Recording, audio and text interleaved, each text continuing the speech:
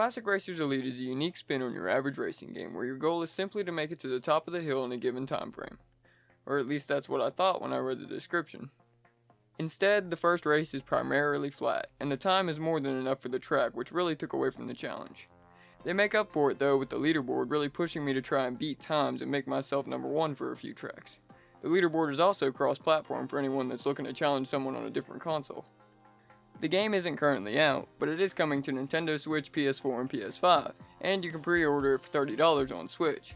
No word on the digital price for PlayStation yet, but you can currently pre-order the disc for $30 at GameStop, although I would stick around to the end before you decide to do so.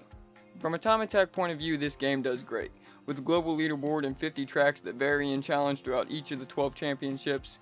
Every track except for one is set in broad daylight, with a blinding sun half the time, which is something that could use a little tweaking. I was originally going to talk about the game's physics being off here, but in all reality I think it's just the weight of the car. When you accidentally hit a cone or slide slightly off the track, your car has a chance to go flying for no reason. It occurred a few times while I was playing, but it wasn't anything that caused major problems. In all honesty, it was pretty funny to see the car go soaring across the map every now and again, but I'm sure it isn't intentionally supposed to be like that.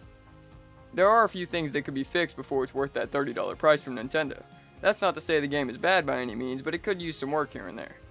For starters, the game is being sold as a hill-climbing time attack style racing game, but half the game takes place on mostly flat, straight tracks. They're not all flat, but the majority of them are, and there's a few that are just downhill. I know I'm being a little picky here, but if you're going to put hill climbing in the description, that's what I'm going to expect. The graphics hold up pretty nicely, except for a few frame drops in the first class of races at 70 miles per hour, as random as that is. The game does also have one annoying aspect related to the leaderboard. At the end of every race, if you have a weaker internet connection, the game freezes and plays car sounds while it's uploading your time. It's only for about 3 or 4 seconds, but being that it's at the end of every race, it gets rather annoying.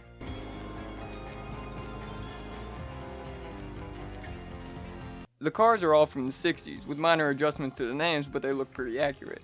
They each drive differently too, from the lower class all the way up to F1, and there's a pretty cool and unique feature with the throttle being optionally controlled by the right joystick. One more minor thing that needs some adjusting though is the tire smoke that's so beautifully shown off on the title screen. It's a little choppy and just sits there from time to time if you come to a complete stop. Once you finish all the championships, you can play them in free roam with any car, and it really adds to the replay value with the leaderboard. Overall, I think this game can actually do pretty good if it gets a few patches with lighting fixes. So would I recommend it? Yes. With the leaderboard alone, it has tons of replay value. Although I'm not sure if it's worth that $30 price tag quite yet. It could be, but it's not quite there yet.